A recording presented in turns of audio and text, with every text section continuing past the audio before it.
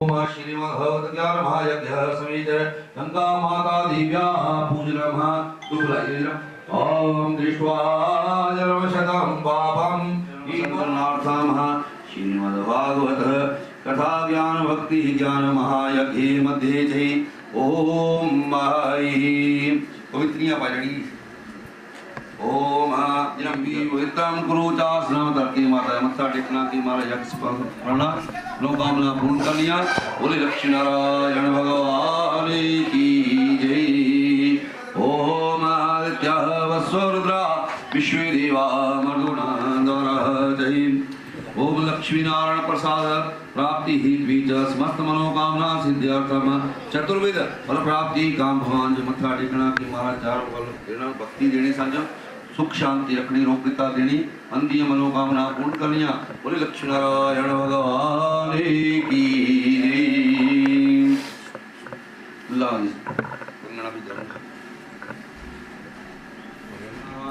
की संध्याय भेना नाच विनमय तस्या सरस्वतीं करो भरो यार तिलवते विद्याधना तिलवते धर्म पुत्रा तिलवते पुत्रा तिलवते पुत्रा मोक्षा तिलवते गति महाराज पप्पे से चावर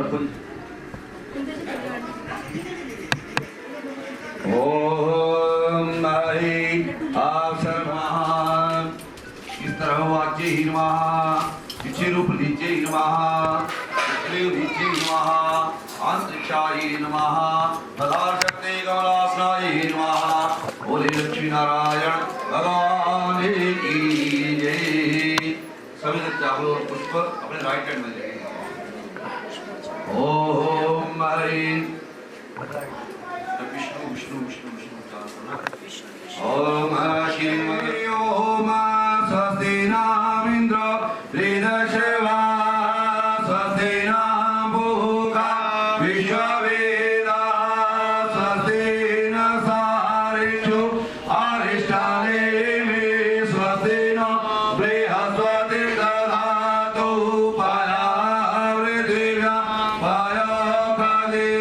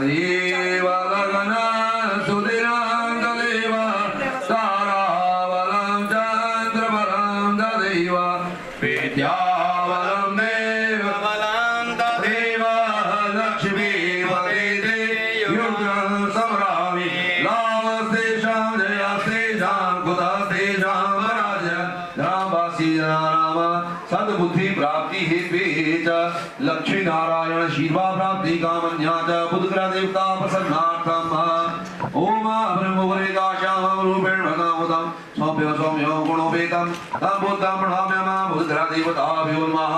पुत्रे देव गुरुवे नमः। नमस्कार पुत्रे देव गुरुवे नमः।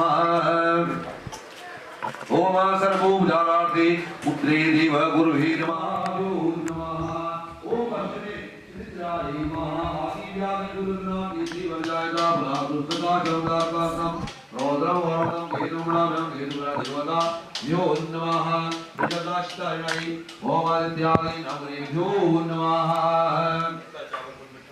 ओम एकंदम समर्पयामि अक्षताभ्यो नमः प्रधानदेवताभ्यो नमः ओम आकाशाद्वैतं तोयं यदा गच्छति सागरः सर्वदेवान् नमस्कारम् ईश्वरं प्रति गच्छति स्म सर्वदा कुलवर्धिनी सुखम् आयुर्वयं देहि कुलदेवी नमोऽस्ते कुलदेवी नमोऽस्ते चमचे दलिलं समरं ओम हा अद्यां कः पुत्रो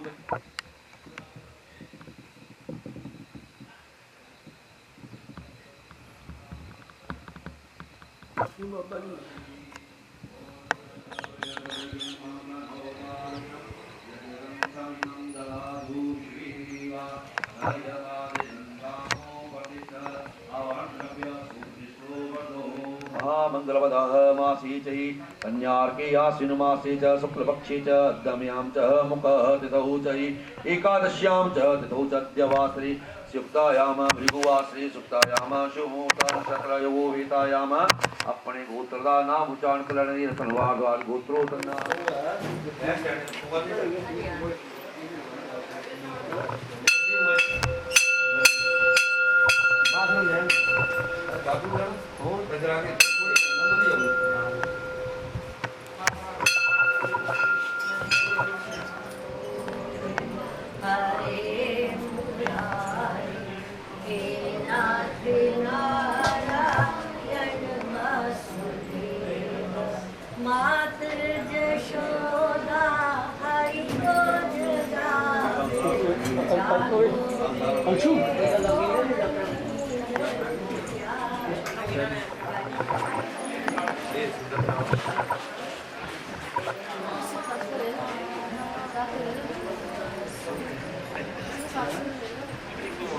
ले लिया खड़े करके सर एक मिनट खड़े हो जाओ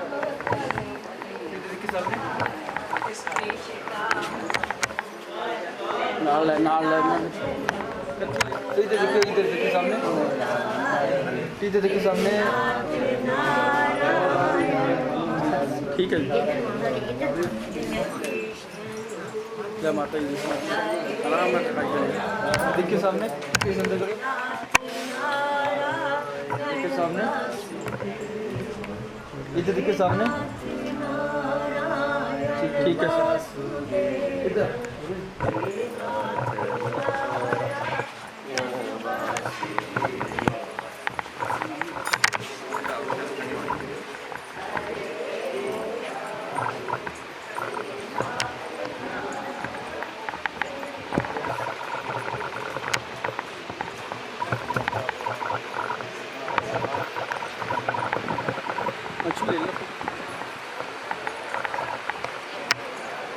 सर एक मिनट हाथ सामने देखिए इधर देखिए हाँ इधर मेरे इधर मेरे इधर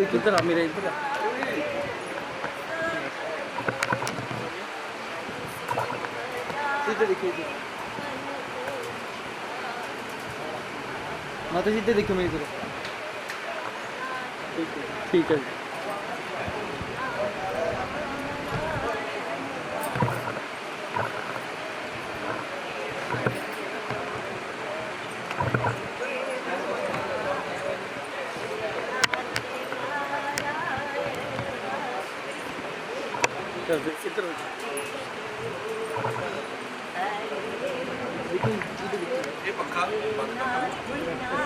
इधर देखिए सामने इधर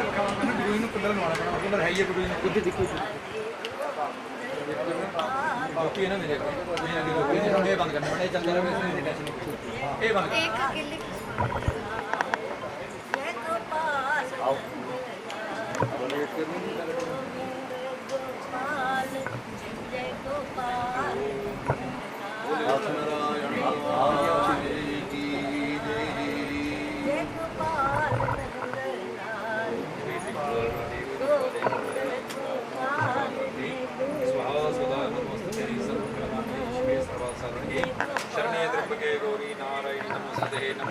महादेव्यै शिवाय स्ततं नमः नमः रूपेण संस्थितः नमस्तस्यै नमस्तस्यै नमस्तस्यै नमो नमः। या देवी सर्वभूतेषु निन्द्रारूपेण संस्थितः नमस्तस्यै नमस्तस्यै नमस्तस्यै नमो नमः। श्री ज्वालामालिनी नमो नमः। श्री दुर्गादेव्यै नमो नमः। भगवते ध्यानं समर्पयामि। ध्यानार्थे प्रार्थनापूर्वक नमस्कार समर्पयामि। करा माता भद्रकाली दा बोल साचे दरबार की जय।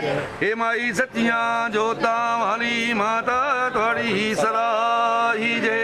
फल मठियाई ले बोल साचे दरबार की जय। ज्वाला क्राम मृत्युग्रम शेषासुरूद्रम शूलम बादुनो वेदेर भद्रकाली नमोस्ते।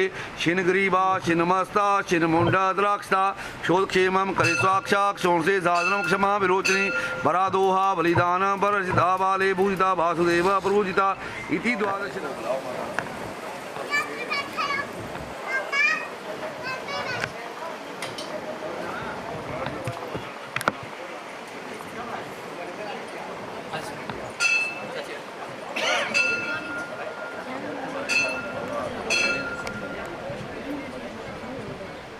ओम नाभ्या आसेदंतरिक्षवंशे नोतः लोकाम् अकल्पेतः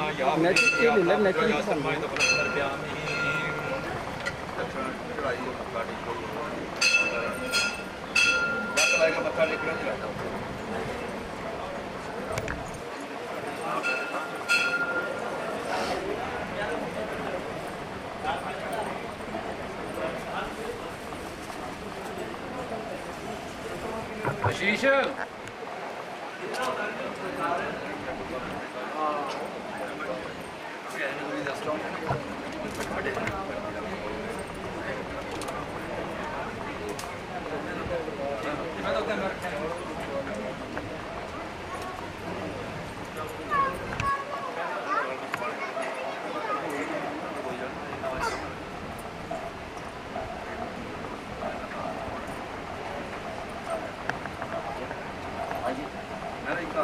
वासुदेवाय ओम नमो भगवते वासुदेवाय ओम नमो भगवते वासुदेवाय।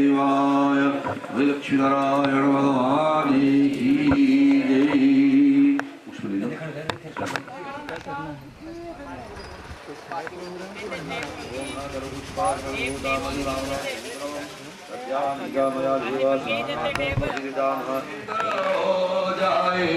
श्री राधे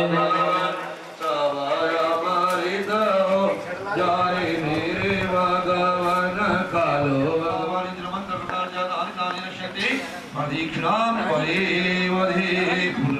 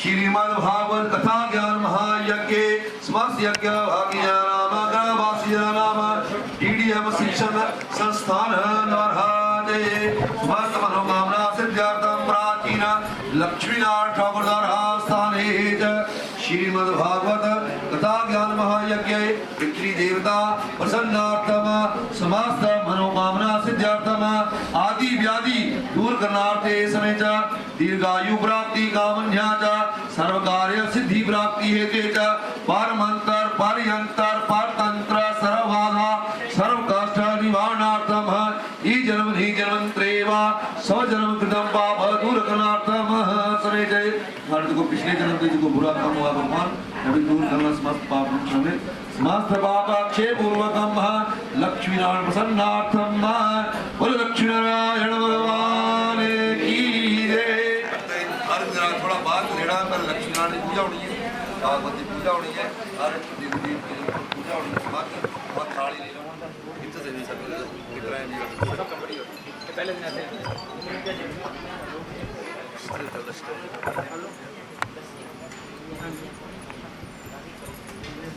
दरबार बच्चे बनाए डेढ़ इट्टा ऊंचा तरीका बस ठीक है बड़ा वाली ऊंचा तरीका ठीक है ना ठीक ठाक नहीं हमारा कितने करते थे कितने ले बच्चे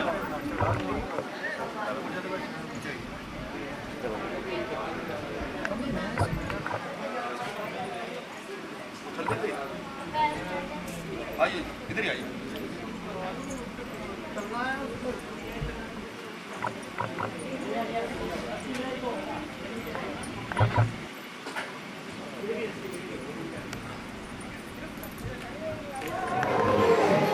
पानी पाने मेरे वास्ते वो आइयो बता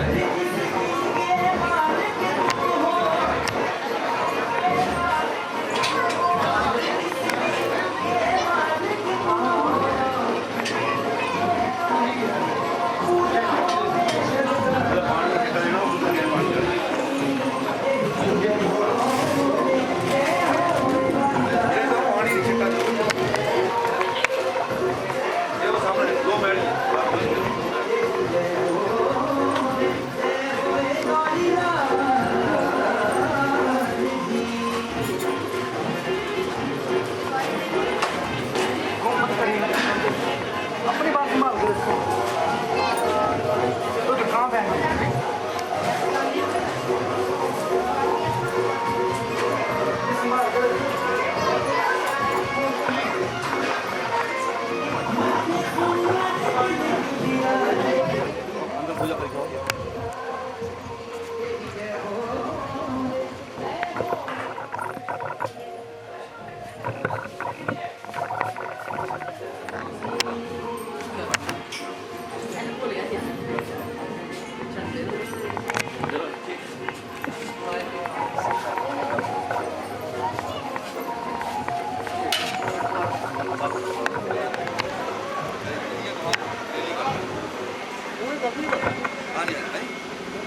हाँ वो तो नहीं करनी वो नहीं चलनी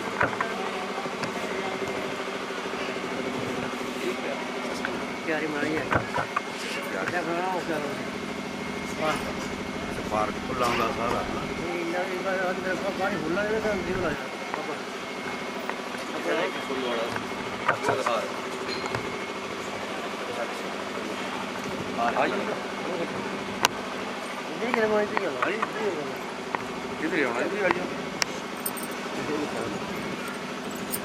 ये खा के देखा खा लिया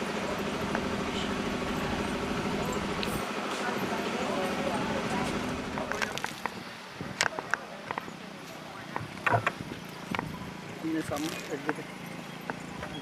बोली दे तो सामने देखियो एक मिनट कर सामने दिखाई दे इधर ही देखिए सामने जो सर नेचुरल ले लें चलो नेचुरल ले लेके देखिए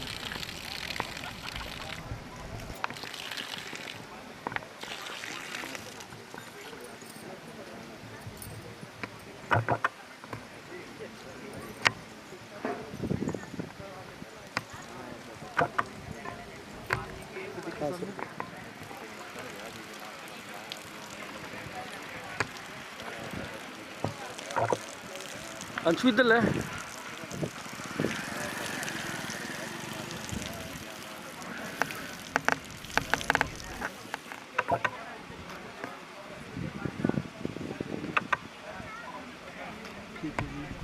ठीक है आइयो मेरी इतने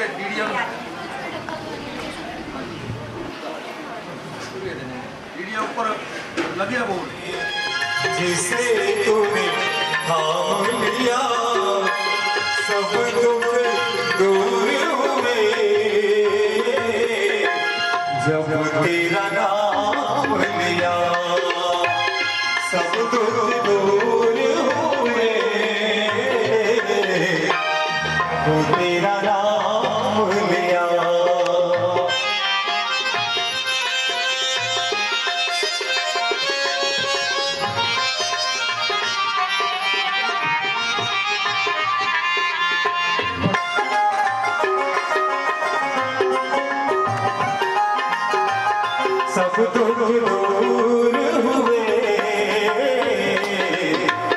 जब तेरा नाम लिया। बोले कृष्ण कन्हैया लाल की जय, बोले श्याम सुंदर भगवान की जय, बोले परम पूज्य श्री स्वामी जी महाराज की जय।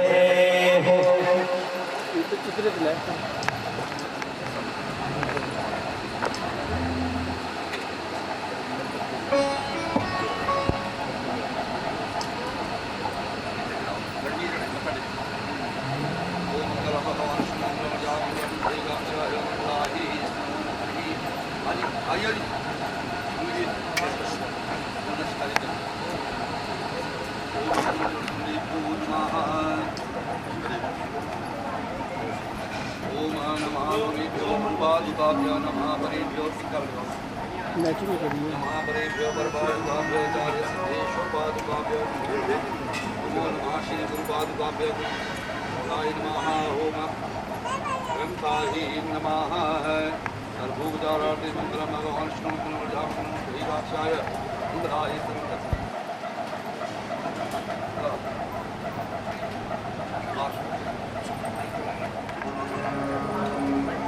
अब क्या ये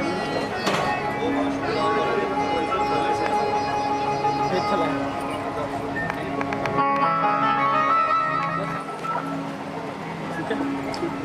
ठीक है जी।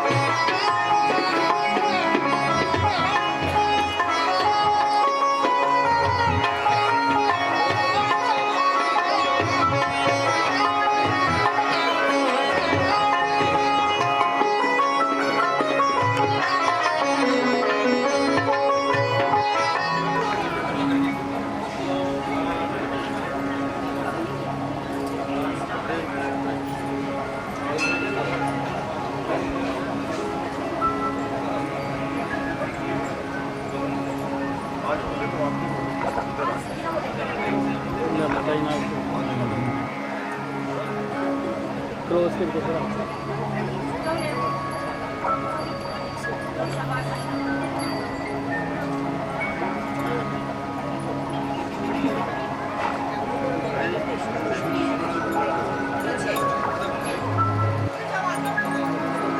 क्लियर है।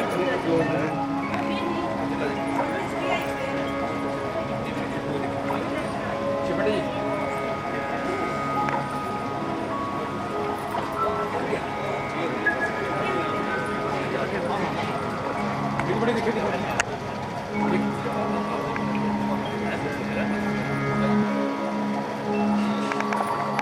धर्मस्य सर्वधर्म स्वरूपिणे अवतार वरिष्ठाय रामकृष्णाय ते नमः। वंशी विभूषित करान्नीलाभात् पीताम्बराद् अरुणबिम्बफलाद् रोष्ठात् पूर्णेन सुन्दर मुखात् अरविन्द नेत्रात् कृष्णात् परं किमपि तत्त्वमहं।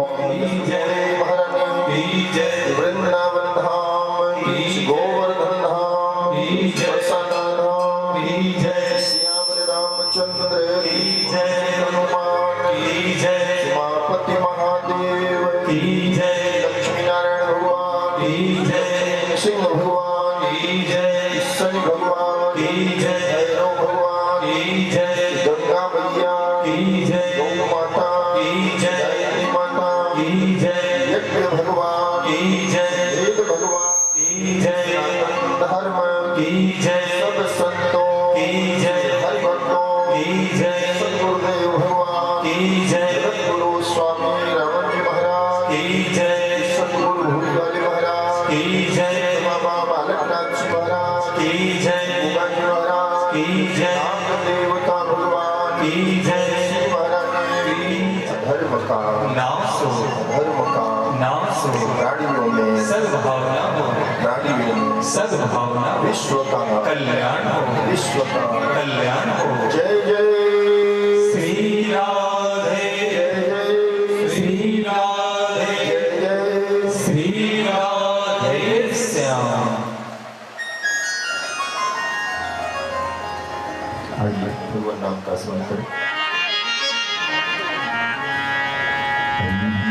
शरणं हरि शरणं हरि शरणं हरि शरणं हरि शरणं हरि शरणं हरि शरणं हरि शरणं हरि शरणं हरि शरणं हरि शरणं हरि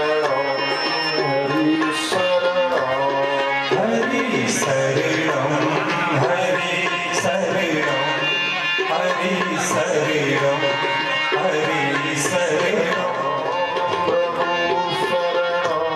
प्रभु शरणं प्रभु शरणं प्रभु शरणं प्रभु शरणं प्रभु शरणं प्रभु शरणं प्रभु शरणं प्रभु शरणं प्रभु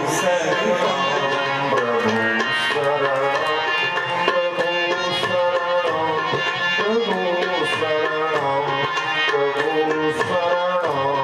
प्रभु शरणं प्रभु शरणं प्रभु शरणं प्रभु शरणं नमस्ते करें।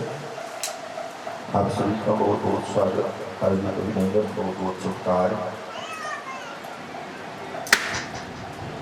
यहाँ इस प्राचीन ठाकुर द्वारे में बैठ करके हम लोग श्रीमद् भागवत जी की कथा का आश्रय लेंगे। बड़ा सुंदर स्थान, 813 साल पुराना ये वैष्णव स्थान भगवान का पावन ठाकुर द्वारा आपके इस इलाके में क्षेत्र में परमात्मा की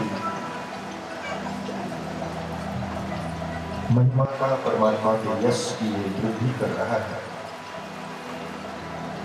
और ऐसे पावन स्थान में बैठ करके डीडीएम परिवार के द्वारा आयोजित इस कथा का हम लोग इन 7 दिनों को आनंद लेंगे। और इस परिवार के साथ साथ परिवार के जो पूर्वज हैं, पुरखे हैं, महंत शिवदास जी, जो इसी परिवार से इस स्थान की सेवा के लिए परमात्मा के चरणों में अपना जीवन उन्होंने समर्पित किया। यानी श्रीमान नरेंद्र जी, राजेंद्र जी के दादा श्री और पिता श्री श्रीमान स्वकीय महंत द्वारिकादास जी महाराज, उनका भी जीवन परमात्मा के चरणों में अधिक समय बीता और उनकी छत्र छाया पूरी परिवार को मिल रही है। माता श्रीमती चंचला देवी जी और उनके दोनों सुपुत्र श्रीमान नरेंद्र जी, राजेंद्र जी और उनकी बहन श्रीमती सची जी, मीटू जी और उस परिवार में आई हुई 2 गृह लक्ष्मियाँ श्रीमती मीरा जी, अनुराधा जी और सारे परिवार, आप सारे नगर निवासी, सारे नाथ रिश्तेदार, सभी संबंधी, इष्ट मित्र, निश्चित ही हम सभी धन्य हो रहे हैं। और मैं फिर से स्मरण करना चाहूँगा, इस परिवार के जितने भी पितर पुरखे पूर्वज जिन्होंने अपने स्नेह से इस परिवार को सींचा है, तभी ऐसा सुंदर स्वभाव और यह सुंदर दृश्य हमें दिखाई दे रहा है। श्रीमद् भागवत कथा कोई सामान्य कथा नहीं है। मैंने देखा है कई लोग तो सोचते ही रह जाते हैं। एक 96 साल के व्यक्ति बहुत साल से कह रहे महाराज जी कथा कराएंगे, कथा कराएंगे। अब मैं सोचता हूँ कि जब उनके घर में कथा होगी तो सुनने के भी काबिल नहीं रहेंगे, क्योंकि कान से भी सुनाई देगा। इसीलिए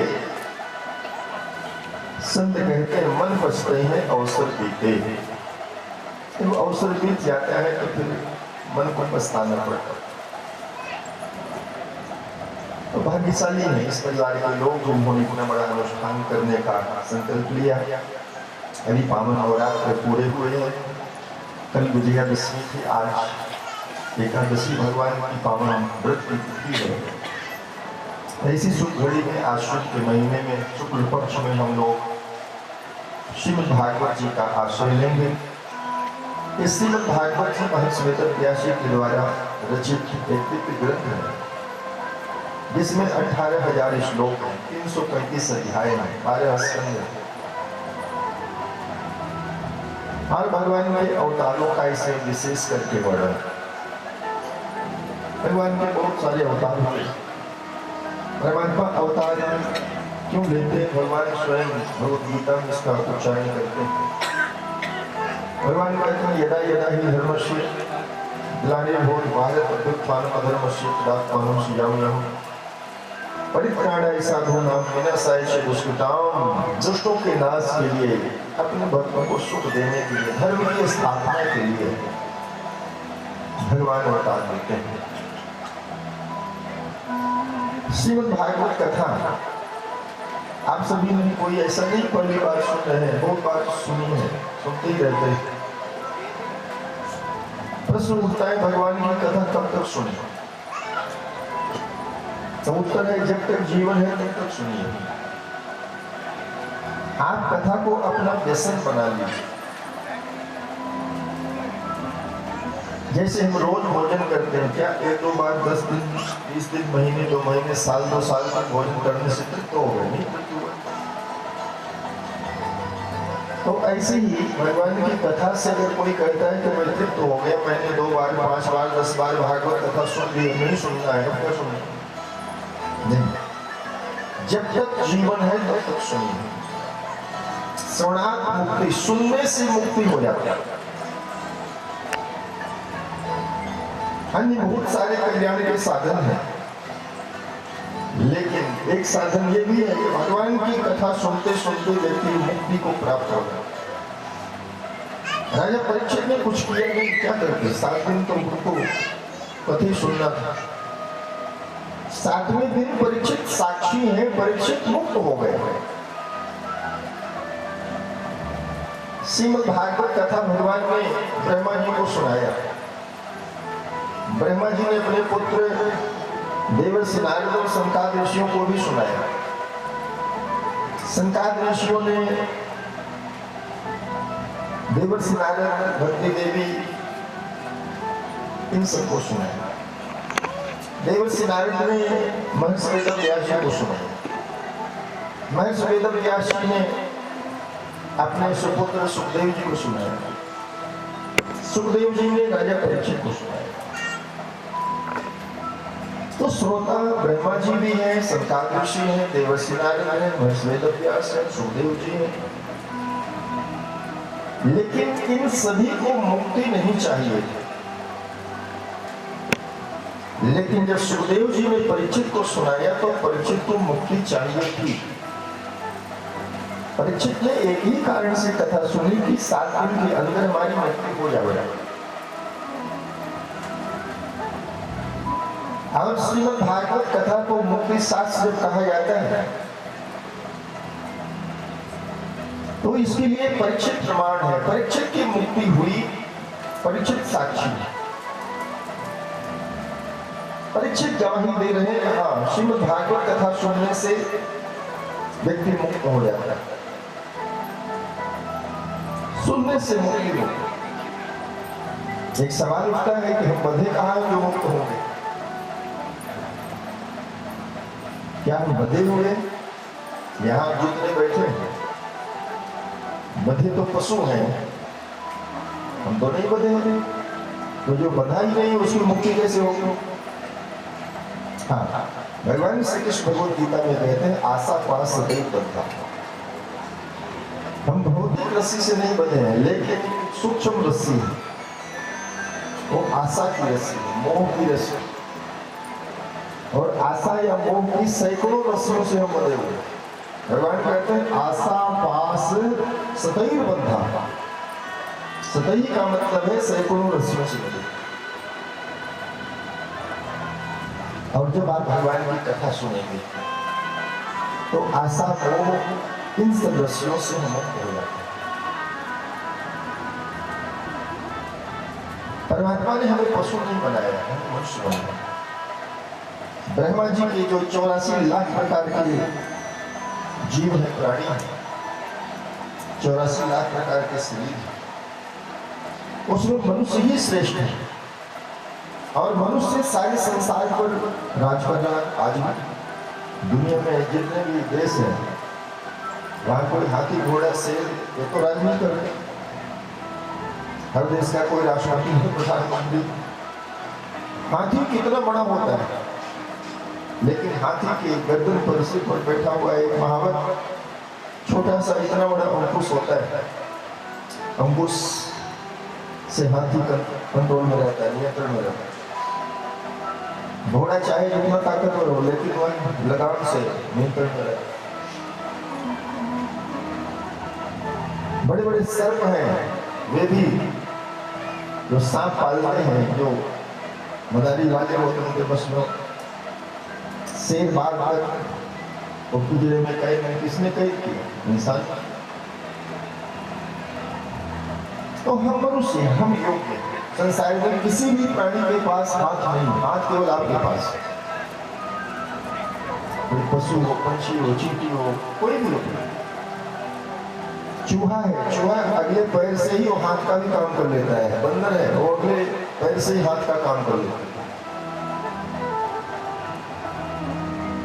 गिलहरी है, अगले पैर से ही हाथ का काम कर लेता है। हाथ केवल आपके पास है। परमात्मा ने आपको योग्य समझा है। कोई ऐसे मनुष्य नहीं बन जाता,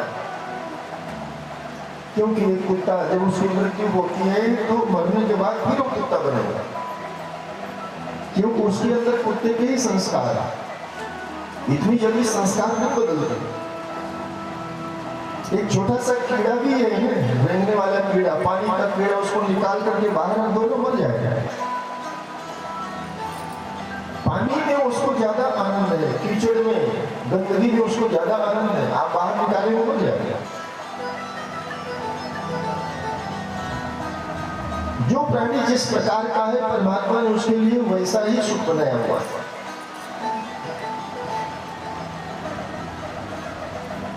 किसी सूअर को आप स्वर्ग में ले जाओ, सूअर को आप अपने बेडरूम में लाओ, उसको सुख नहीं मिलेगा। सूअर को जो सुख है कीचड़ में, चिकड़ में लौटने से मिलता है। अपना शरीर जो मिट्टी में, कीचड़ में रगड़ता है, तब उसको जो सुख मिलता है वो सुख स्वर्ग में भी नहीं। उसको लगता है कि मैं स्वर्ग में ही हूँ। गधा जब धूल में अपने शरीर को रगड़ता है तो उसको बड़ा सुख मिलता है। हर प्राणी के लिए अलग अलग प्रकार के सुख हैं। हर जीव का आनंद का विषय अलग अलग। आप भी खाते हैं, भोजन करते समय सूखी रोटी आ गई तो आप कहते हैं कि भाई घी लाओ, घी घर में खत्म हो गया क्या? जो घी आपको सुख देता है वही घी मक्खी के ऊपर पड़ जाएगा या मक्खी घी के ऊपर बैठ जाएगा, तुरंत मर जाएगा। आपको अनुभव होगा, आपने घी गर्म करके रखा भी, ध्यान नहीं दिया और मक्खी आई बैठ गई। घी पर मक्खी बैठी नहीं कि मरी। तो भाई घी कोई जहर तो है नहीं, लेकिन हाँ मक्खी के लिए जहर है। गधे को मारना हो तो उसको मिश्री पिला दो, गधा मर जाएगा।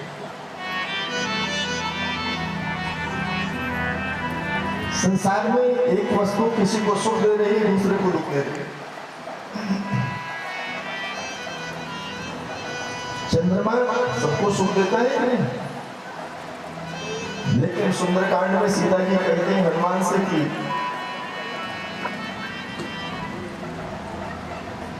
चंद्रमा की रोशनी हमें आग बरसा देगा। ये अशोक वाटिका में, लंका में सीता जब चंद्रमा को, चांद को देखते हैं कि चांद की किरणों उनको ऐसा लगता है कि जैसे ऊपर से आग हो रही है।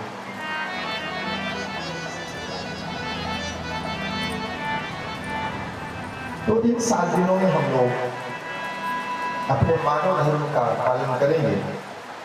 यह एक अनुष्ठान है। कथा तो आप हमारे घर में टीवी पर भी सुनते हैं, लेकिन टीवी का सुनना कोई अनुष्ठान नहीं। यहाँ तो आप सवेरे से पूजा पाठ में लगे रहे, अनेक देवताओं की हमने पूजा करी। भगवान के दिव्य मंदिर में भगवान श्री सीताराम जी विराजमान है, राधा कृष्ण विराजमान है, भगवान विष्णु विराजमान है, हनुमान जी विराजमान है, गणेश जी विराजमान है, भगवान शिव विराजमान है। अनेक देवताओं का हमने पूजन किया। ये देवता हमें देते रहे, इसीलिए उनको देवता कहते हैं।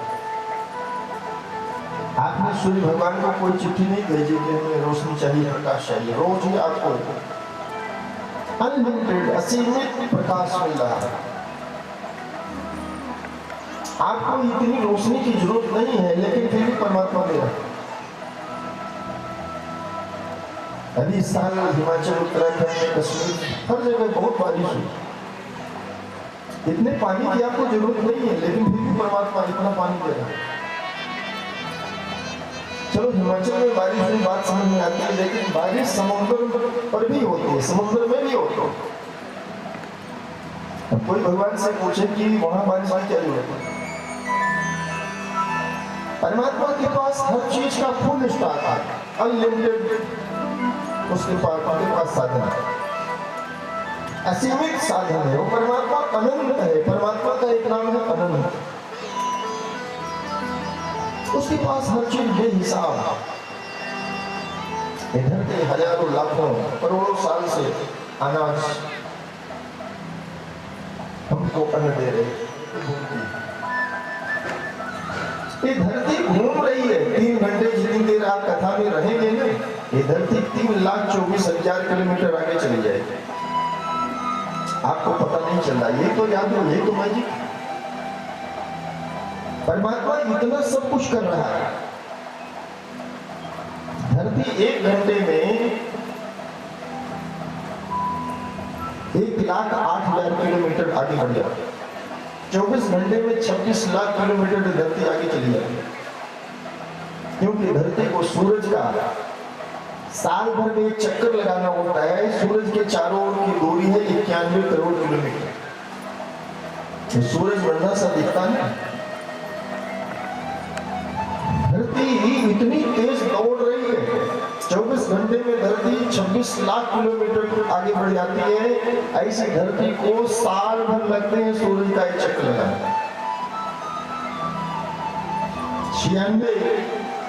91 करोड़ किलोमीटर में उसको 365 से आप डिवाइड कर दो, दूरी बनती है 26 लाख किलोमीटर। और हम कहते हैं भगवान का, भगवान कहते हैं मैं तो तुम्हारी जिंदगी को बचा करके तुम्हें सुरक्षित कर रहा है। 24 घंटे वो परमात्मा हमें सुरक्षा दे रहा है। आप तो सो जाते हैं, फिर भी आपकी सांसें चल रही हो। ये आपकी सांसों को कौन चला रहा है? आप कहेंगे हम चला रहे हैं। तो आप जब नींद की गोली खाकर के सो जाते हैं तब कौन चलाता है? अस्पतालों में लोग 6-6 महीने, साल, 10 साल से कोमा में पड़े हैं। उनको तो पता ही नहीं कि मैं जिंदा है कि मर गए। शरीर शून्य हो गया है, मस्तिष्क शून्य हो गया है। उनकी भी सांसें कैसे चल रही है? इसका मतलब है परमात्मा हमारी सांसों को जनरेट कर रहा है। हमें तो यही पता नहीं है कि सांसें अंदर जाती है, वो कहां से वापस आती है। अंदर जाकर के करती क्या है? 24 घंटे आपको सांस क्यों लेनी पड़ रही है? क्योंकि परमात्मा आपकी खून को, आपके ब्लड को रिफाइन कर रहा है।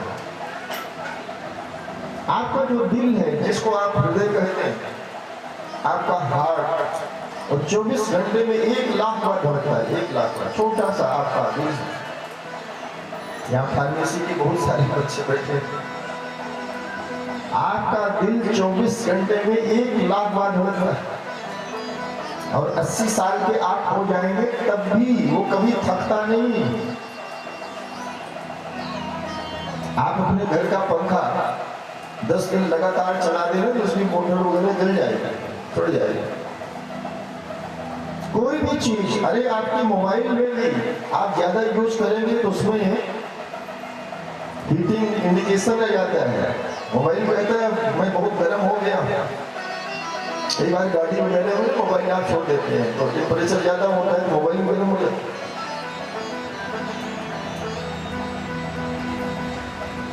80 साल तक आपका दिल ऐसे ही चलता रहेगा, लेकिन वो कभी थकता नहीं, जरा सा भी उसमें थकान नहीं आता। एक छोटी सी मशीन पूरे शरीर का ब्लड वो 24 घंटे रिफाइन कर रही है। परमात्मा हमेशा आपको ताजा खून दे रहा है, आपको ताजी हवा, ऑक्सीजन, प्राणवायु दे रहा है। ये शरीर अगर स्टील का बना होता, प्लास्टिक का बना होता, चलो तब भी कोई, लेकिन आश्चर्य की बात है ये मिट्टी का बना होगा।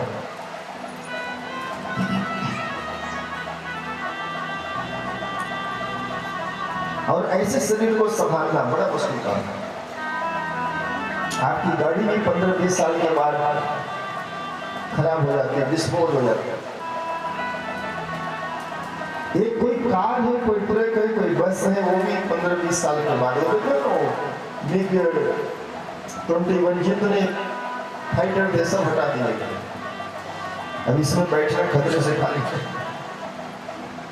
लेकिन 80, 85, 90, 100 साल तक भी आप इस शरीर में रहते हैं और बढ़िया से हर काम करते हैं। आप आज ये पहला ही दिन है, कुछ बातें हमें इन 7 दिनों में रोज याद करना। पहली बात है कि परमात्मा हमेशा आपके साथ, हमेशा आपके साथ, 24 घंटे परमात्मा आपके साथ, आपका साथ परमात्मा को छोड़ता नहीं। जैसे मछली को पानी से निकालो तो मछली पानी के बिना तड़प करके मर जाती है, ऐसे बिना परमात्मा के हम भी अंत को प्राप्त हो जाएंगे। आप देखते हैं मछली पानी में पैदा होती है, उसी में बढ़ती है, उसी में उसका शरीर पूरा होगा। मछली के आगे पानी, पीछे पानी, नीचे पानी, ऊपर पानी, अंदर पानी, बाहर पानी, दाएं पानी, बाएं पानी, जिधर देखो पानी पानी। ऐसे ही जिधर भी आप देखते हो आप हमेशा परमात्मा में ही हो। अभी आप कथा में आ रहे थे, परमात्मा के ऊपर ही पैर रख करके आप आए। आप पैर भी कहाँ रखोगे? हर जगह तो वही है,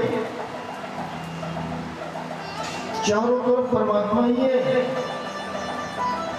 सर्वम खलविदम ब्रह्म। अभी तो नवरात्र बीते हैं, नवरात्र में भगवती दुर्गा में सभी को आधा श्लोक सुनाया है। माता कहती सर्वम खलविदम एवाहम नान्यत् अस्ति सनातनम। सब कुछ मैं ही हूं और मेरे सिवा के हम कुछ नहीं। अपने यहाँ एक उपनिषद है, उपनिषद का नाम है ईशावास्य उपनिषद। छोटे छोटे उपनिषद हैं, छोटे छोटे ग्रंथ हैं, कुछ उसमें जिंदगी के फार्मूले लिखे। ईशावास्य उपनिषद छोटा सा उपनिषद है, उसका जो पहला शब्द है वह है ईशावास्यम। ईशावास्य उपनिषद का पहला जो शब्द है वह है ईशावास्यम। तो पहला मंत्र है ईशावास्यम इदं सर्वं यत्किंच जगत्याम जगत्। ईशावास्यम का मतलब है कि यह संसार परमात्मा का घर है। 2 शब्दों से ईशावास्यम बनता है, ईश आवास। आवास का मतलब होता है घर, ईश का मतलब होता है परमात्मा। इस संसार परमात्मा का घर है। ईशावास्य उपनिषद का पहला शब्द है। और इतनी सी बात अगर आप समझ लें कि संसार परमात्मा का घर है तो बाकी कुछ भी पढ़ने और सुनने की जरूरत में छोड़ क्या हरि नाम नहीं तो क्या हरि नाम।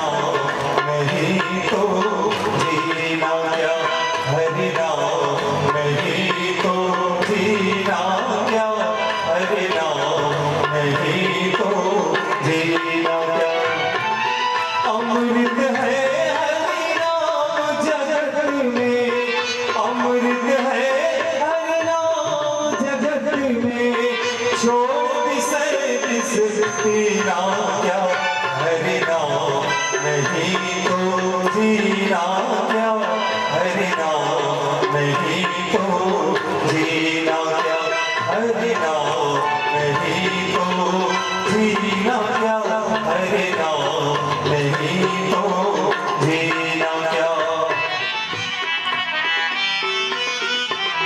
काल सदा अपने रस डोले ना जाने कब सिर चल बोले ना जाने कब सिर चल बोले काल सदा अपने रस डोले ना जाने कब सिर चल बोले ना जाने कब सिर चल बोले।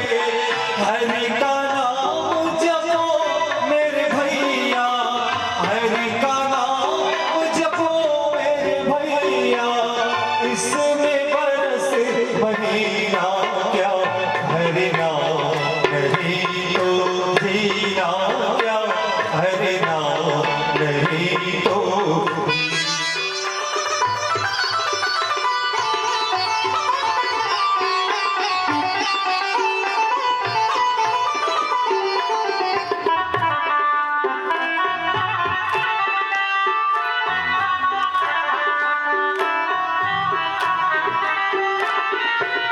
भूषण से सब अंग सजाए रसना पर हरि नाम लगाए रसना पर हरि नाम लगाए। भूषण से सब अंग सजाए रसना पर हरि नाम लगाए रसना पर हरि नाम लगाए।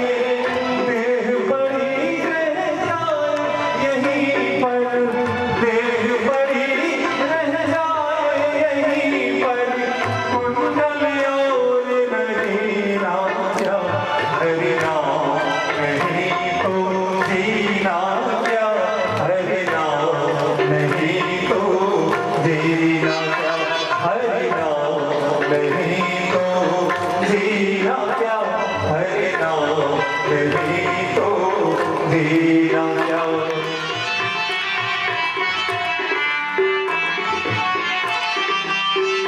मारा फिर क्यों गिरता मारा मारा तीरथ है हरि नाम तुम्हारा फिर क्यों गिरता मारा मारा फिर क्यों गिरता मारा मारा। अंत समय हरि नाम नामे अंत समय हरि नाम नामे फिर काशी और मदीना क्या हरि नाम नहीं तो जीना क्या हरि नाम नहीं तो जीना क्या हरि नाम नहीं तो जीना क्या हरि नाम नहीं तो जीना क्या। अमृत है हरि नाम जगत में जो विषय किसके नाम क्या हरि नाम नहीं तो जीना क्या हरि नाम नहीं तो जीना क्या हरि नाम नहीं तो जीना क्या हरि नाम नहीं तो जीना क्या। बोलिए सच्चिदानंद भगवान की जय। हमेशा हमें हर मीटर पर बताता रहा हर मीटर पर हर फुट पर कि कथा स्थल कहाँ है। अगर इनसे 1 लाख लोग नहीं 10 लाख लोग नहीं दुनिया के 800 करोड़ लोग पूछें कि आपकी कथा कहाँ हो रही है ये सिर्फ यही कहेंगे मैं लोकेशन भेजता हूँ। और जो लोकेशन इन्होंने हमें भेजा वही लोकेशन ये सारे लोगों को भेजेंगे। और कोई व्यक्ति अगर होशियारपुर से आना चाहता है तो वही लोकेशन देखेगा उसको होशियारपुर से रास्ता मिल जाएगा। कोई उनस चाहता है तो उसका लोकेशन ऊना का रास्ता दिखाएगा। कोई माता चिंतपूर्णी से आना चाहता है तो वहां से उसको रास्ता मिल जाएगा। तो ये कैसे होता है क्योंकि आपका मोबाइल सैटेलाइट कैमरों से जुड़ा हुआ है। ये पूरी धरती, पूरा ब्रह्मांड इंसान के बनाए कैमरे के अंडर में है। और जितना आप आगे बढ़ते जाएंगे, आपका लोकेशन ये भी बताएगा कि अब कितना दूर रह गया और कितनी देर में आप पहुंचने वाले हैं। मोबाइल ये भी आपको बताता रहता है, हमेशा बताता रहता है। तो इंसान की बनाई तरकीब अगर इतना कुछ कर सकती है तो परमात्मा है। आज सारी दुनिया कैमरे के अंडर में है। हम यहाँ बैठे हैं, अभी तो सरकार ने अनुमति नहीं दी है, अदालतों ने परमिशन नहीं दी है। एक दिन ऐसा होगा कि आपके बेडरूम में सरकार के कैमरे घुस जाएंगे। आप अपने बेडरूम में क्या कर रहे हैं ये भी सरकार को पता होगा।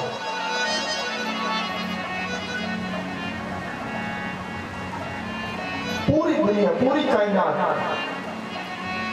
परमात्मा की नजर में है। कोई व्यक्ति देखो, हमें समझते हमें कोई देख नहीं रहा,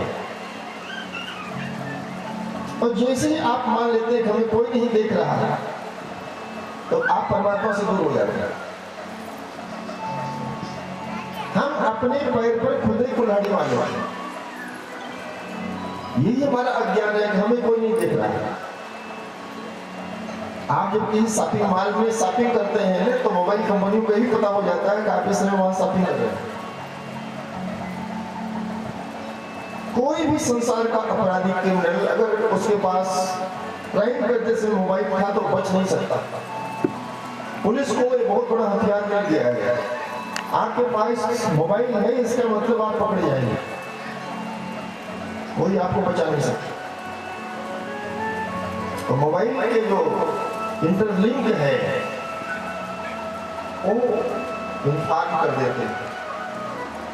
ऐसे परमात्मा हमेशा हर पल आपको देते हैं, हर व्यक्ति को, हर पर्सन को, हर बच्चे को, हर फूल, हर कांटे, हर पेड़ पौधे, जड़ी बूटियां, सब में उसका एक सेपरेट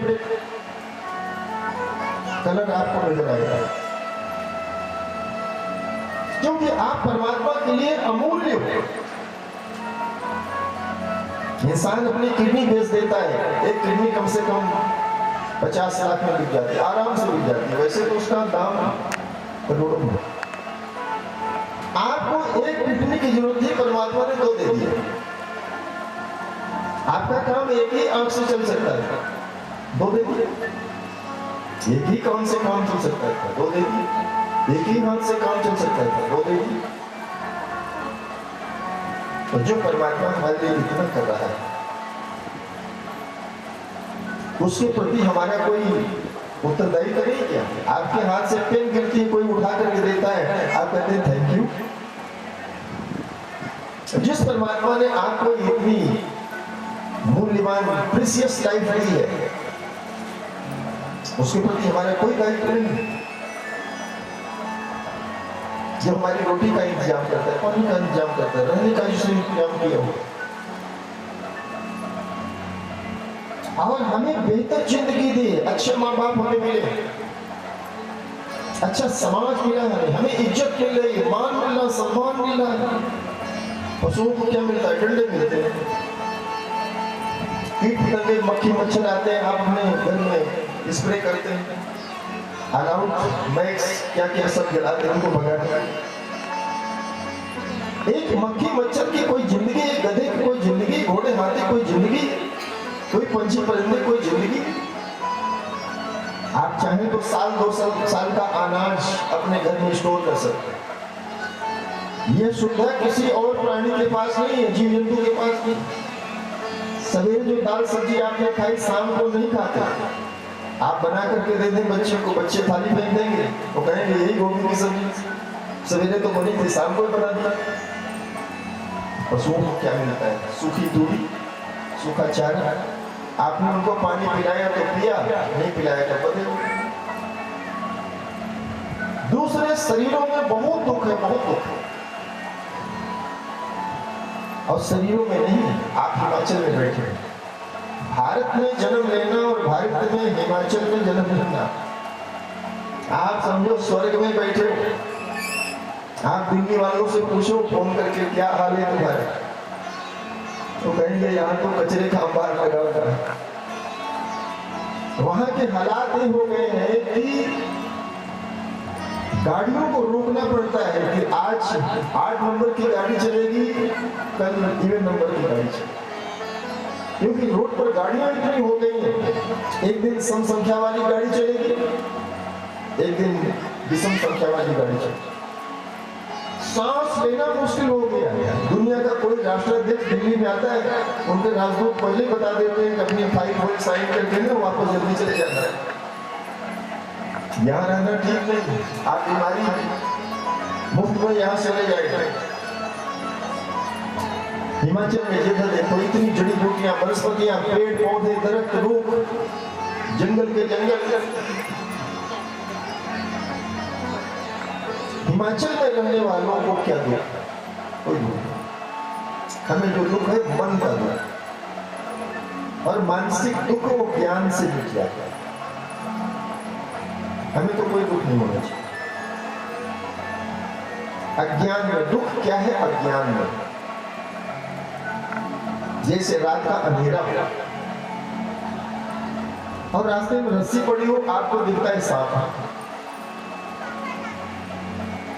वो सांप नहीं है, सांप पहले भी नहीं था, अभी भी नहीं है, आगे भी नहीं रहेगा, लेकिन आपको अंधेरे की वजह से वो दिख रहा है सांप। जैसे वहां रोशनी कर दी जाएगी, रस्सी को कुछ नहीं करना है, बस वहां रोशनी ला दो, जो भी सांप दिखता था वो रस्सी आपको साफ साफ दिखने लगे। ऐसे ज्ञान हो जाने पर हमारा दुख अपने आप मिट जाता है। जैसे रोशनी कर देने पर जो रस्सी हमें सांप जैसी भ्रमवश दिख रही थी और हमें दुख हो रहा था कि हम आगे कैसे जाए, आपने रोशनी में देख लिया, बैटरी आपने जलाई, मोबाइल जलाया, गिर गया। ऐसे संसार में दुख नहीं है। न जाने किन लोगों ने कहा कि संसार दुखों से बड़ा है। भाई अगर संसार में दुख होता तो परमात्मा संसार क्यों मनाता? इसका मतलब है कि परमात्मा सैडिस्ट है, वो दुख चाहता है आप दुखी रहो। परमात्मा को कुछ मजा आता होगा, आनंद आता होगा कि आप दुखी रहेंगे? नहीं। जैसे कोई माँ बाप अपने बच्चों को दुखी देख करके सुखी नहीं दे सकते। जो दुख हमें मिलता है हमारी अपनी कर्मी से मिल जाता है, अपने करने से मिल जाता है। जैसे बच्चा चाकू से कई बार अपनी उंगली काट लेता है, तो कोई चीज काट रहा है, ध्यान नहीं दिया तो उंगली कट जाती है, हम सब भी कट जाते हैं। बच्चे चलते चलते गिर जाते हैं, ठोकर लग जाती है। कोई भी बच्चा अगर देख करके नहीं चलेगा तो गिरेगा, चाहे सयाना भी हो। अगर आप रास्ता देख करके नहीं चलेंगे तो गिरेंगे। सामने देखते हुए गाड़ी नहीं चलाएंगे तो गाड़ी का एक्सीडेंट होगा, निश्चित होगा। लेकिन हम दूसरों को दोष देते हैं कि सनी ने एक्सीडेंट करा दिया, मुकुल ने करा दिया, फलाने ने दिखा दिया। गलती हमारी, गाड़ी हम चला रहे हैं, सनी तो नहीं चला रहे। हमारी करने का, हमारे किए का रिस्पॉन्सिबल दूसरा कैसे हो सकता है? डिसीजन हम ले रहे हैं, निर्णय हम ले रहे हैं, और जिम्मेदार परमात्मा कैसे होगा? काम हम करें, जिम्मेदार परमात्मा कैसे हो सकता? हाँ, परमात्मा तब जिम्मेदार होगा जब आपने परमात्मा से पूछा होगा। कोई भी कार्य करने से पहले जब आप भगवान से आज्ञा लेते हैं, भगवान के शरण में होकर के पूछते हैं, और उस समय जो कुछ भी उसका रिस्पांस आएगा तब परमात्मा जिम्मेदार है। जैसे गगरेट का एसडीएम, हम का एसडीएम, अगर वहां मान लो भीड़ इकट्ठी हो, एसडीएम पूछता है सरकार से हम क्या करें, सरकार कहती है लाठी चार्ज करो। और एसडीएम जब लाठी चार्ज करेगा तो एसडीएम जिम्मेदार नहीं होगा, सरकार जिम्मेदार। एसडीएम अगर रात में किसी अपने जाने अनजाने व्यक्ति को फोन पर कहे कि मैं फलाने जगह का एसडीएम हूँ, देख लूंगा तुम्हें, एसडीएम ही अरेस्ट हो जाएगा, FIR दर्ज हो जाएगा। क्योंकि किसी को धमकी देना, एसडीएम ने अपनी रिस्पॉन्सिबिलिटी पर दी। अभी देहरादून में लाठीचार्ज हुआ, अफसरों ने पूछा सरकार से क्या करें, सरकार ने कहा लाठीचार्ज को हल्का करना, कर दिया लाठीचार्ज। कोई भी कार्य जब आप भगवान से पूछ करके करते हैं, भगवान की इच्छा अनुसार करते हैं, तो उसके रिस्पॉन्सिबल आप नहीं। और इसीलिए भगवान ने अर्जुन से कहा तुम युद्ध करो, तुम इसके जिम्मेदार नहीं। और इतने लोगों को अर्जुन ने युद्ध में मारा, लेकिन वो जिम्मेदार नहीं। तो आइए कथा में प्रवेश करें। श्रीमद् भागवत कथा का महात्म्य एक पद्म पुराण में लिखा। भागवत कथा को हम लोग बाद में सुनेंगे। एक पुराण है जिसका नाम है पद्म पुराण, उसके 6 अध्यायों में भागवत कथा सुनने का फल लिखा। एक कथा हो रही है उत्तर प्रदेश में, एक तीर्थ है नैमिषारण्य। ये नैमिषारण्य तीर्थ गोमती नदी के किनारे है। कभी हरिद्वार की तरह, काशी की तरह, पुष्कर की तरह इस तीर्थ की बड़ी महिमा है और आज भी वहां बड़ी मात्रा में संत रहते हैं। वहां दंडी सन्यासी बड़ी संख्या में होते हैं। हमारे यहाँ एक संत होते हैं जो हाथ में दंड धारण करते हैं। शास्त्रों में तो यहाँ तक कहा गया कि कोई साधु अगर हाथ में दंड धारण कर ले तो इतने मात्र से उसकी मुक्ति हो जाती है। एक भागवत कथा ऐसी है कि इसका पूरा ग्रंथ तो छोड़ो, एक श्लोक भी कोई सुन ले, आधा श्लोक भी कोई सुन ले, नहीं आधा तो चौथाई श्लोक भी कोई सुन ले तो उसकी भी सद्गति हो जाए। इसीलिए इस ग्रंथ की बड़ी महिमा है। तो नैमिषारण्य तीर्थ में सूत जी नाम के एक पुराणों के ज्ञाता विद्वान संत हैं।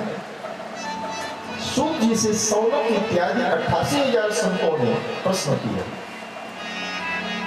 नैमिषारण्य में कितने संत हैं? 88,000। उन 88,000 संतों में एक संत है जिनका नाम है सौनक ऋषि। सौनक ऋषि उन संतों में प्रमुख है। सौनक ऋषि ने प्रश्न किया कि महाराज सूत जी जरा बताइए, एक कलयुग आ गया है और हमारे लिए क्या करना सबसे अच्छा है? सूत जी कहते हैं कि ऋषियों आप लोग भगवान की कथा सुनो। सौनक इत्यादि ऋषि कहते हैं महाराज हमने तो कथा बहुत सुनी, जिंदगी भर कथा ही सुनते रहे। सूत जी कहते हैं कि ऋषियों अब की बार हम आपको श्रीमद् भागवत कथा सुनाएंगे। ये भागवत कथा जो 18,000 श्लोक है, इसमें 12 स्कंद है, 335 अध्याय है, जिसमें भगवान की सुंदर महिमा का वर्णन है। परमात्मा की महिमा खूब सुननी चाहिए। सूत जी कहते हैं कि यह कथा ऐसे प्रारंभ होती है। एक बार देवर्षि नारद जी श्री धाम वृंदावन में आए हैं और नारद जी ने वृंदावन में स्त्रियों का समूह देखा। एक स्त्री बहुत सजी धजी है, उसकी गोद में 2 बच्चे हैं और पास में बहुत सारी स्त्रियां उसको घेर करके खड़ी है। तो नारद जी आना तो चाहते थे उनके पास, लेकिन नारद जी ने सोचा यहाँ सब स्त्रियां ही हैं, फीमेल्स हैं, लेडीज हैं। तो देख करके नारद जी पीछे मुड़ने लगे। तो जो मध्य में स्त्री थी, इनका नाम है भक्ति देवी। इन्होंने नारद जी को पहचान लिया और कहा कि देवर्षि नारद आप ऐसे क्यों दूर से चले जा रहे हैं? नारद जी को आवाज जानी पहचानी लगी। नारद जी पास में आए, देखा तो वो एक भक्ति देवी। इनकी गोद में 2 बच्चे हैं, इनका नाम है ज्ञान और वैराग्य। एक बेटे का नाम है ज्ञान, एक का नाम है वैराग्य। भक्ति देवी ने कहा कि नारद जी हमने तो सोचा था कि श्री धाम वृंदावन में आएंगे, यहाँ बड़ा आनंद होगा, लेकिन हमारे देखो ये पुत्र मूर्छित हो गए। नारद जी ने कहा अभी इनकी मूर्छा को हम दूर कर दें। नारद जी ने बड़े उपाय किए, बहुत सारे मंत्र इत्यादि को सुनाए, पाठ वगैरह किया, लेकिन ज्ञान वैराग्य की मूर्छा दूर नहीं। उसी समय आकाशवाणी हुई।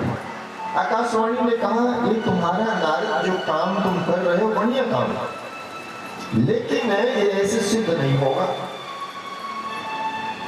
तो नारद जी ने कहा, महाराज कैसे सिद्ध होगा? आकाशवाणी ने कहा, तुम किसी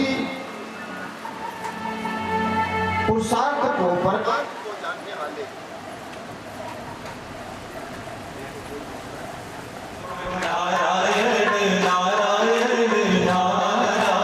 बोले सच्चिदानंद भगवान की, राधा कृष्ण भगवान की जय।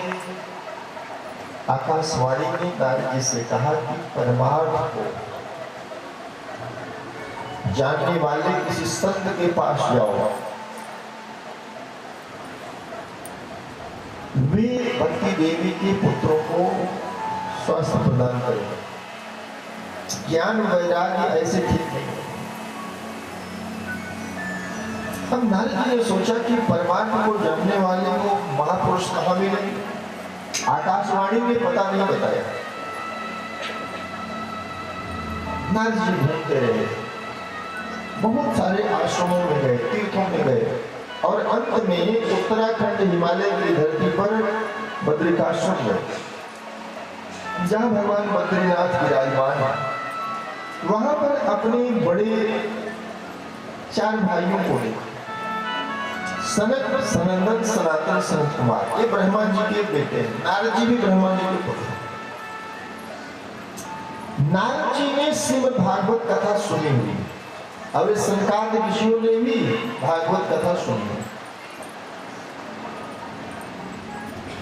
तो नारद जी ने सारी बात बताई कि श्री धाम वृंदावन में भक्ति देवी अपने पुत्रों को लेकर के दुखी है, बताइए उसका दुख कैसे मिटेगा?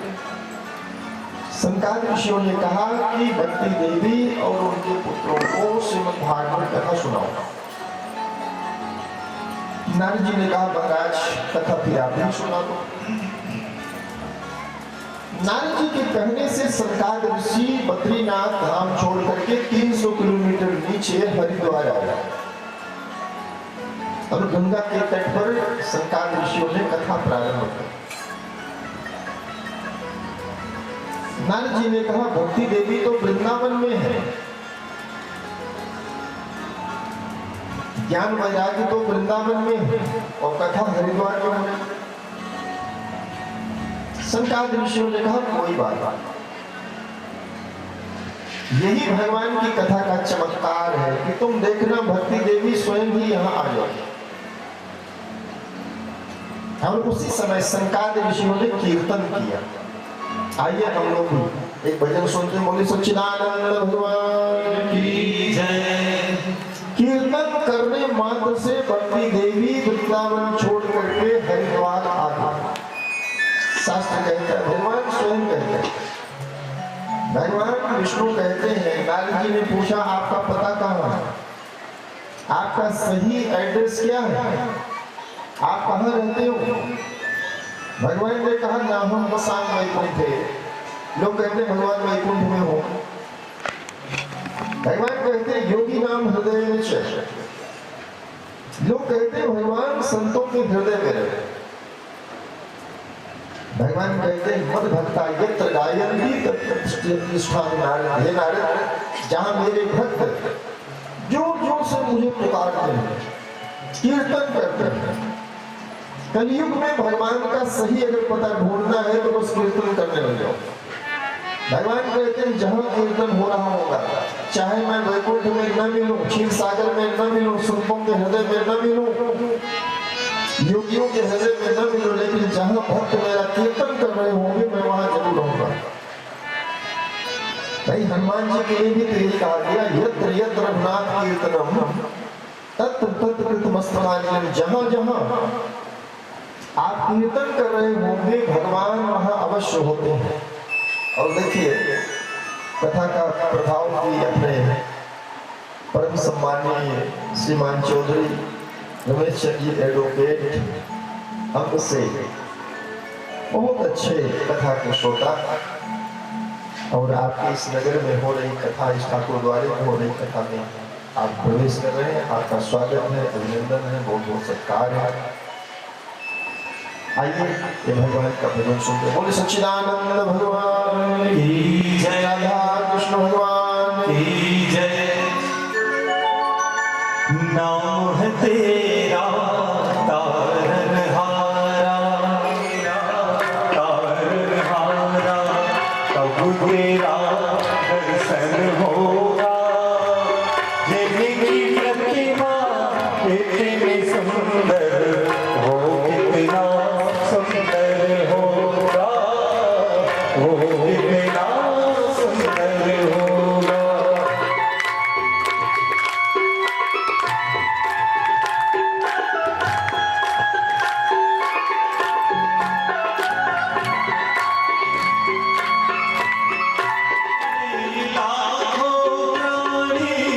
ये संतों की वाणी है, तुमने तारे लाखों प्राणी।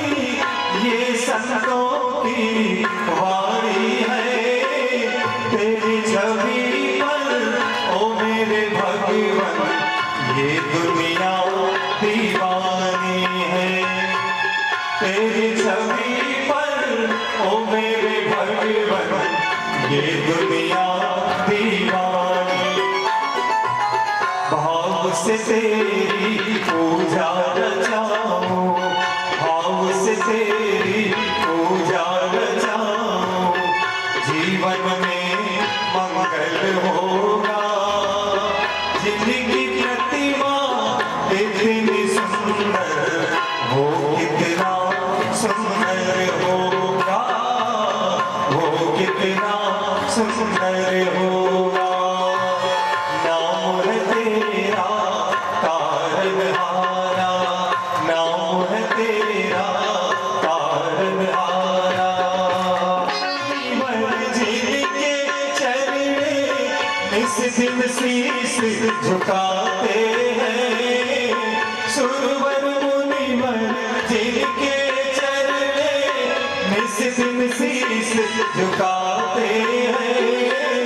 जो गाते हैं प्रभु की महिमा, वो सब कुछ पा जाते हैं। जो गाते हैं प्रभु की महिमा, वो सब कुछ पा जाते। अपने कष्ट मिटाते को तेरे, अपने कष्ट मिटाते को तेरे चरणों का बंधन होगा। जिनकी प्रतिमा इतनी सुंदर, वो कितना सुंदर होगा, वो कितना सुंदर होगा। नाम है तेरा तारनहारा।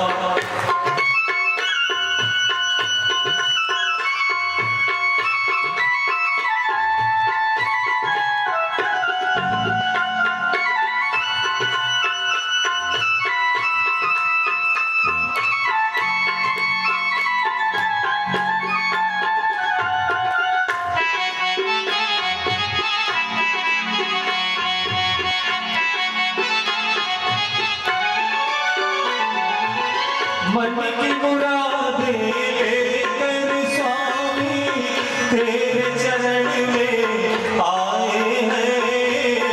मन की मुरादें लेकर स्वामी तेरे चरण में आए हैं। हम हैं बालक तेरे चरण में, तेरे ही गुण गाते हैं।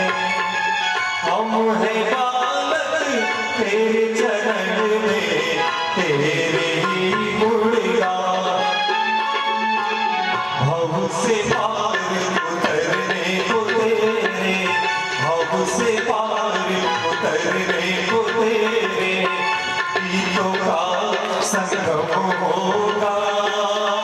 जिनकी प्रतिमा इतनी सुंदर, वो कितना सुंदर होगा, वो कितना सुंदर होगा, नाम है तेरा तारनहारा। हरे रामा हरे रामा, रामा रामा हरे हरे, हरे कृष्णा कृष्णा कृष्णा हरे हरे, हरे रामा रामा रामा हरे हरे, हरे कृष्णा कृष्णा कृष्णा हरे हरे। नाम है तेरा तारनहारा, नाम है तेरा तारनहारा, नाम है तेरा तारनहारा। बोले सच्चिदानंद भगवान की जय, राधा कृष्ण भगवान की जय। यहाँ कथा में बहुत सारे बच्चे आए हैं, बच्चे आई हैं, उनका बहुत बहुत स्वागत है, अभिनंदन है, सत्कार है। और उनके अध्यापक, उनके शिक्षक, उनके आचार्य भी वे भी धन्यवाद के पात्र हैं, जिन्होंने इनको अपनी अनुमति दी यहाँ आने के लिए। उनके माता पिता को बहुत धन्यवाद है। जो बच्चे इस कथा में बैठ करके भगवत स्मरण कर रहे हैं, बच्चों आपने सुना होगा कि महाभारत का युद्ध हुआ, और महाभारत के युद्ध में दो पक्ष थे, दो साइड था। एक तरफ 5 पांडव थे, एक तरफ 5 भाई थे। 3 बेटे माता कुंती के, 2 माद्री के, 5 पांडव, युधिष्ठिर, भीम, अर्जुन, नकुल, सहदेव। और दूसरी ओर राजा धृतराष्ट्र के 100 बेटे थे, दुर्योधन और उसके 99 भाई, कुल 100 लोग हो। तो आप बताओ, एक तरफ 5 है, एक तरफ 100 है। 5 से 100 की संख्या 20 गुना ज्यादा है। तो आपस में जब लड़ाई होगी तो कौन जीतेगा? बताओ कोई बच्चा। एक तरफ 100 लोग हैं, 100 बंदे हैं, 100 पर्सन है, 100% है, और एक तरफ केवल 5 है। तो आपस में जब युद्ध होगा, लड़ाई होगी, झगड़ा होगा, तो कौन जीतेगा? बताओ। 100 वाले कितने बच्चे हैं जो 100 को जिता रहे हैं, और कितने बच्चे हैं जो 5 को जिता रहे हैं? 5 जीतेंगे कि 100? 5। भाई बड़े एडवांस बच्चे हैं। नहीं, एक तरफ 100 बंदे हैं, फिर से सोच लो, एक तरफ 100 हैं और एक तरफ 5, तो आपस में लड़ाई होगी तो कौन जीतेंगे? नहीं, 5 बड़ी होती है कि 100? तो फिर 5 कैसे जीतेंगे? जिनके पास प्रभु है, जिनके साथ भगवान है। हाँ, किसी ने कहा जिसके पास भगवान है। जिनके साथ भगवान है। ये जो 5 थे ना, इन्होंने भगवान को मारा। द्वारिका में महाभारत की लड़ाई से पहले ये बंटवारा हो गया था। 100 भाइयों वाला दुर्योधन गया था, वो भी द्वारिका गया था, और 5 भाइयों वाले अर्जुन भी द्वारिका गए थे। भगवान श्री कृष्ण ने कहा, एक तरफ बिना हथियार वाला कृष्ण होगा और एक तरफ हथियारों से लैस हमारी सेना होगी। बताओ उसको क्या चाहिए? दुर्योधन ने कहा, बिना हथियार वाले कृष्ण को लेकर के क्या करूंगा? हमें हथियारों से भरी हुई सेना चाहिए। और दुर्योधन वो हथियारों से लैस सेना को लेकर के आ गया। भगवान ने कहा, अर्जुन तुमने गलती तो नहीं करी, निहत्थे कृष्ण को, बिना हथियार के कृष्ण को लेकर के क्या करोगे? भगवान ने महाभारत के युद्ध में प्रतिज्ञा करी थी कि मैं हथियार नहीं उठाऊंगा। अर्जुन ने कहा, हे कृष्ण, आप बेशक हथियार मत उठाना, आप हमारे रथ चलाने वाले सारथी बन जाओ। आप मेरे रथ को हाथ देना, रथ को चला देना। और महाभारत के युद्ध में रिजल्ट आया, 100 भाइयों वाला दुर्योधन मारा गया, तो उसके सब भाई मारे गए। और भगवान के आश्रय में रहने वाले, भगवान के शरण में रहने वाले, भगवान के भरोसे रहने वाले 5 भाइयों को कहीं खरोंच भी नहीं लगी।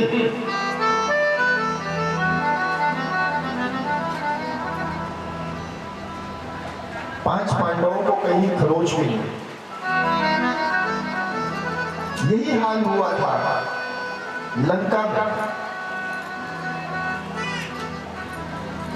भगवान राम, उनके पास तो 2 हाथ थे और रावण के पास कितने हाथ थे? 20 हाथ। रावण के 10 सिर था, 20 भुजा था। रावण की पत्नी जब मंदोदरी डर गई राम के लंका आने से, रावण ने अपनी पत्नी को कहा, तो मूर्ख है क्या? तो 2 हाथ वाले राम से कर दी, देख तेरे पति के पास 20 भुजा।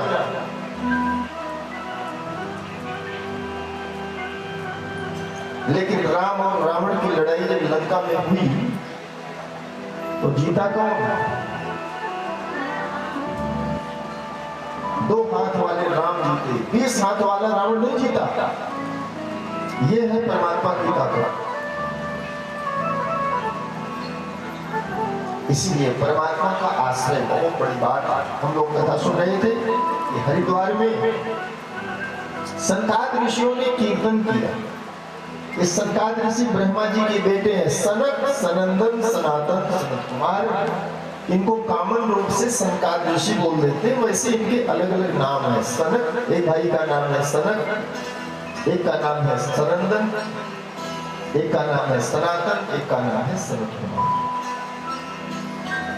तो हरिद्वार में गंगा के तट पर संकाद ऋषियों ने कथा प्रारंभ करी और कथा से पूर्व उन्होंने कीर्तन किया। तो वहां भक्ति देवी आ गई। जहां कहीं भी कीर्तन होता है वहां भक्ति देवी का आगमन हो जाता है। वहां एक रस उत्पन्न होता है, एक आनंद की वहां सरिता बनने लगती है। और कथा के बीचों बीच, जैसे यहाँ भी बीच में एक रास्ता छोड़ा गया, हरिद्वार में संकाद ऋषियों की जो कथा हो रही थी, बीच के रास्ते में भी लोग बैठे रहे, इतनी भीड़ हो गई। और जितने लोग बैठे उससे ज्यादा खड़े होकर के लोग कथा सुन रहे। तो इसी बीच एक 18-20 साल की युवती अपनी गोद में 2 बच्चे लेकर के सामने आ गई। लोग आपस में बातचीत करने लगे कि पीछे से आगे आने का रास्ता तो कोई था नहीं, बाएं से दाएं, दाएं से बाएं, सारे जितने रास्ते हैं, सब जितने कॉरिडोर हैं, सब भरे हुए। लेकिन ये देवी जी आई कैसे? ये कौन है? इनकी गोद में 2 बच्चे हैं, वो कौन है? तो कथा सुना रहे संकाद ऋषियों ने कहा, मैं बता देता हूं, आप लोग शोर मत करो। संकाद ऋषियों ने कहा, यही है भक्ति देवी,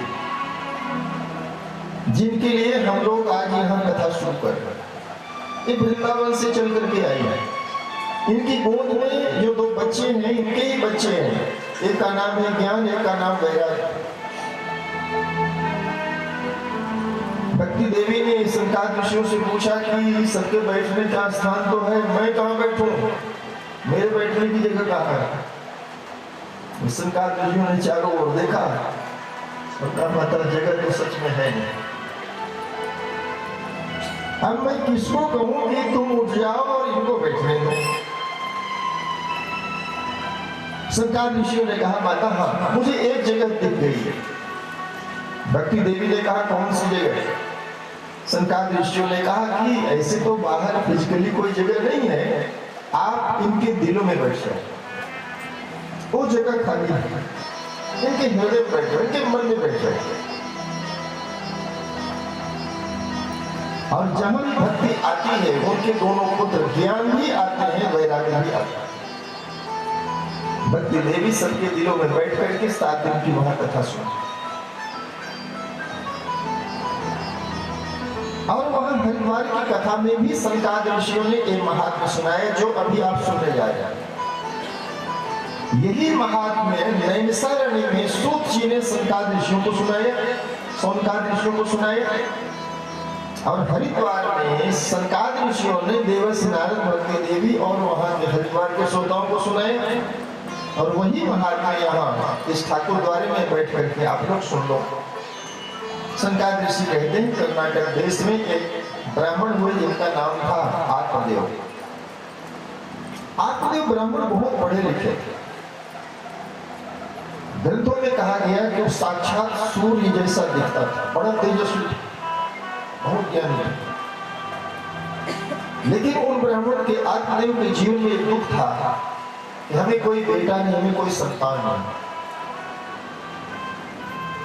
उनके पास संपत्ति बहुत थी, बाग बगीचे बहुत थे, खेत खलियान बहुत थे। सोचा मेरे मरने के बाद, न होने के बाद, जब मेरा शरीर पूरा हो जाएगा, मेरी लाइफ का एंड हो जाएगा, फिर उसके बाद इतनी बड़ी प्रॉपर्टी का उत्तराधिकारी कौन होगा, जिम्मेदार कौन होगा, हमें पिंडदान कौन करेगा, हमारा श्राद्ध कौन करेगा, हमारा तर्पण कौन करेगा, हमारा नाम कौन चलाएगा। और उन्होंने अपना बहुत सारा धन इसी बात पर खर्च कर दिया कि मुझे बेटा बनाए, मुझे संतान। मेरी पत्नी को, उनकी पत्नी का नाम था धुंधुली। और एक दिन वो ब्राह्मण डिप्रेशन से इतना भर गया कि वह आत्महत्या करने के लिए चला। सो जब जी करके क्या करूंगा, जिंदगी में तो कुछ कोई सुख बचा नहीं। लेकिन उसी समय एक संत मिल गए उस आत्मदेव ब्राह्मण को। तालाब के किनारे एक सरोवर है, उसमें डूब करके वह आत्मदेव अपना शरीर प्राण त्यागना चाहते हैं। वो संत वहां आए, संत ने रोका। संत ने कहा कि आत्महत्या मत करो, ये परमात्मा ने जीवन बड़ा ही अमूल्य जीवन है। आप लोग भी जितने बच्चे सियाने सुन रहे हैं, जिंदगी बहुत कीमती है। जब कोई डॉक्टर कहता है कि अब हम इनको नहीं बचा सकते, तब हमें पता चलता है कि हम तो सोचते थे कि बड़े से बड़े डॉक्टर के पास ले जाएंगे तो डॉक्टर बचा लेगा। लेकिन शास्त्र कहता है जिसकी आयु समाप्त हो गई है उसको कोई नहीं बचा सकता। वहां कोई पढ़ाई लिखाई दवाई कोई काम नहीं करेगा, कोई मंत्र तंत्र यंत्र। जिसकी आयु समाप्त हो गई है, लाइफ समाप्त हो गई है, उसको कोई नहीं बचा सकता। आत्मदेव को संत ने रोका। देखिए, हमेशा कोई संत या कोई परमात्मा नहीं आता। परमात्मा के पास हजारों लाखों अरबों खरबों बंदे हैं। कई बार परमात्मा स्वयं नहीं आता, दूसरे को भेज देता है। भेज देगा वकील साहब को, जाओ नरेंद्र जी को भेज देगा। हमारा कोई एक्सीडेंट हो जाता है रोड पर, सैकड़ों लोग गुजर जाते हैं, लेकिन हमें कोई नहीं उठाता। लेकिन कोई नरेंद्र जैसा व्यक्ति, कोई वकील साहब जैसा व्यक्ति आएगा। इनको भी अपने ऑफिस दफ्तर जाना जरूरी है, लेकिन मानव कर्तव्य समझ करके हमें उठाएंगे, ले जाएंगे इस अस्पताल में। ये परमार्थ है। परमात्मा के बंदे, आप दुनिया में यहाँ जितने बच्चे बैठे हैं सब कान खोल करके सुन लो। आप दुनिया में देश विदेश कहीं भी जाओ, याद रखना परमात्मा हमेशा आपके साथ है। जब भी आपको किसी हेल्प की जरूरत पड़ेगी, परमात्मा, आप कनाडा में हैं, ऑस्ट्रेलिया में, जर्मनी में, फ्रांस में, जापान में, दुनिया के किसी देश में, परमात्मा अपने किसी न किसी बंदे को आपकी हेल्प के लिए भेज दें। आप जिस भी परमात्मा के रूप को याद करेंगे वो निश्चित ही आपकी सहायता करेगा। एक नेचर है, प्रकृति का एक स्वभाव है। क्योंकि परमात्मा ने आपको अकेला कभी छोड़ा नहीं। वो छोड़ सकता नहीं। जैसे कोई माँ अपने बच्चे को 6 महीने के बच्चे को अकेला छोड़ देगी क्या? अगर छोड़ देती तो मूर्ख है, वो लापरवाह माँ गिनी जाएगी। ऐसे परमात्मा कभी अपने चाहने वाले को अकेला नहीं छोड़ते। आपके आसपास जो आप पूजा पाठ करते हैं, परमात्मा की एक छाया हमेशा आपके साथ चलती है।